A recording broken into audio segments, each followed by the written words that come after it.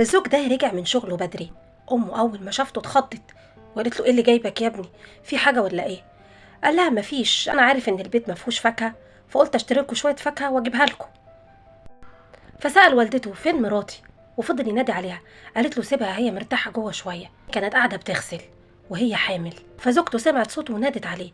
هنا الام جريت بسرعه على مرات ابنها. سأل مراته، قال لها: انت بتعملي ايه؟ تغسلي الهدوم ولا ايه؟ فلسه مراته هترد، فامه سبقتها وقالت له: لا، تغسل ايه يا ابني؟ ده هي بس حبت تخرج تتمشى شويه فقعدت ترتاح على الكرسي، لكن انا اللي كنت بغسل اصلا. وقعدت والدته على طبق الغسيل وعملت نفسها هتكمل الغسيل. فمراته سألته: اكلت؟ قال لها: اه اكلت قبل ما اجي هنا. المهم انتي اكلتي؟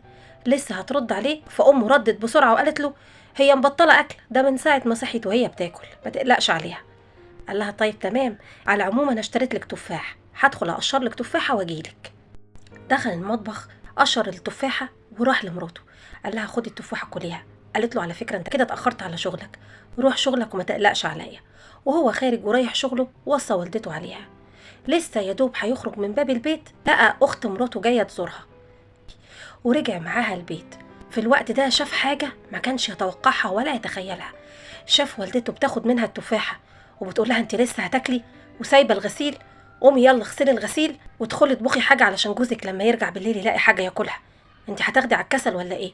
واخدت كيس التفاح منها ومشيت. فاتكسف جدا قدام اخت مراته واتصدم من اللي بتعمله والدته مع زوجته. مراته دخلت علشان تعمل كيس نودلز عشان تاكله، وخرجت من المطبخ لقيته قدامها. هنا امه خرجت من اوضتها، شافت ابنها اتصدمت. قالت له: ايه اللي رجعك تاني؟ بص عليها كده وقال لها: هو ده الاكل اللي انت بتاكليه لمرات ابنك الحامل التعبانه؟ قالت له: يا ابني انا ما اكلتهاش حاجه، هي اللي بتحب تاكل الاكل ده. فاختها ردت وقالت: انا اختي عمرها ما كانت بتحب النودلز ولا بتحب تاكله اساسا. قالت لها: دي لو بنتك تقبلي يتعمل فيها كده؟ فهنا الابن قال لها: كده يا امي، هي دي الامانه اللي انا سايبها لك. مراتي كويسة وبنت حلال وانتي عارفة كده كويس، وواقفة جنبي وعايشة معايا على الحلوة والمرة، وعمرها ما قالت لي ولا اشتكت منك. رغم يا أمي ده أنا شغال ليل ونهار وتعبان وشقيان علشان أسعدها وأسعدك. يعني أنا بخرج من البيت وانتي بتتعبيها؟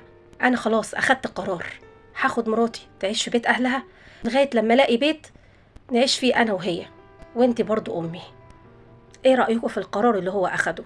هل القرار ده كان صح، ولا كان ممكن يفهم والدته غلطها ويعيش معاها، ولا كان خلاص والدته عرفت غلطها وفضل هو ومراته عايش معاها؟ لو انت مكانه كنت هتختار ايه، ولا هتتصرف ازاي؟ منتظرة ردكم في التعليقات، وصلوا على النبي.